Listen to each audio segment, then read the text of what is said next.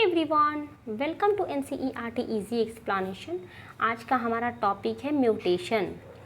Mutation का क्या मतलब है बच्चों? इससे पहले मैंने आपको म्यूटेशन के बारे में थोड़ा सा दिया था कि म्यूटेशन जो होता है वो बहुत बड़ा वेरिएशन होता है, लार्ज वेरिएशन होता है, सिंगल स्टेप में होता है, इसका कोई डायरेक्शन नहीं होता है, पहली बात। दूसरी बात ये है कि जो म्यूटेशन एक ऐसा फिनोमेना है जिसमें अल्टरनेशन ऑफ डीएनए सीक्वेंस होता है, जिसकी वजह से जीनोटाइप और फिनोटाइप दोनों चेंज होता है। वही है कि ऐसा फिनोमेना है जिसमें अल्टरनेशन ऑफ डीएनए सीक्वेंस जिसकी वजह से जीनोटाइप और फिनोटाइप दोनों चेंज होता है। ठीक है, यानी कि म्यूटेशन अगर किसी ऑर्गेनिज्म के अंदर हो गया तो दिखने में भी, यानी कि बाहरी जो जीनोटाइप का मतलब होता है बच्चों की जो उसका इंटरनली प्रेजेंट है, ठीक है, जो आपको दिखेगा नहीं। फिनोटाइप का मतलब होता है कि जो आपको दिखे, वो गोरा है, काला है, लंबा है, छोटा है, ये आपका फिनोटाइप हो जाएगा।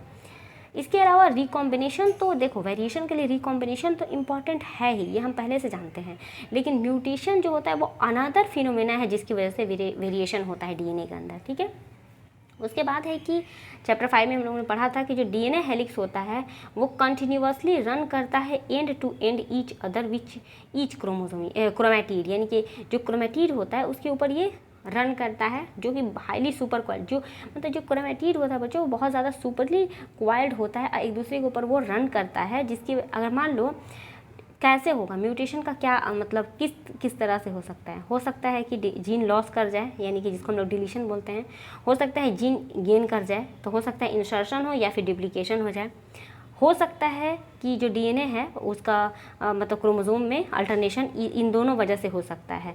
Since gene are known to be located on chromosome, यानी कि जो जीन क्रोमोसोम के ऊपर लोकेटेड है उसमें अल्टरनेशन दोनों तरह से हो सकता है।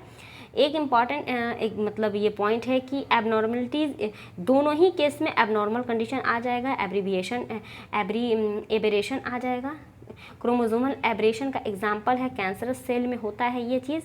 उसके अलावा एक अलग से एडिशनल है कि जो म्यूटेशन होता है वो एराइज होता है सिंगल बेस पेयर से भी हो सकता है, यानी कि किसी एक बेस के चेंज होने से भी म्यूटेशन हो सकता है, इसको हम लोग पॉइंट म्यूटेशन कहते हैं। और द क्लासिकल एग्जाम्पल होता है इस चीज़ का सेम पॉइंट म्यूटेशन का, वो है सिकल सेल एनीमिया में होता है। सिकल सेल एनीमिया में क्या होता है, एक ही बेस न चेंज करता है जिसकी वजह से सिकल सेल एनीमिया होता है।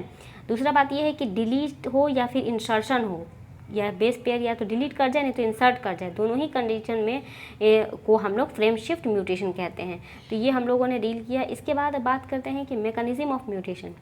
जो मैकेनिज्म ऑफ म्यूटेशन होता है वो हमारे लेवल से बाहर की बात है। हालांकि म्यूटेशन का जो काउज है वो केमिकल हो सकता है, फिजिकल हो सकता है, यूवी रेडिएशन भी हो सकता है, और जो चीज़ म्यूटेशन काउज करता है that is called mutagen. This is all about mutation.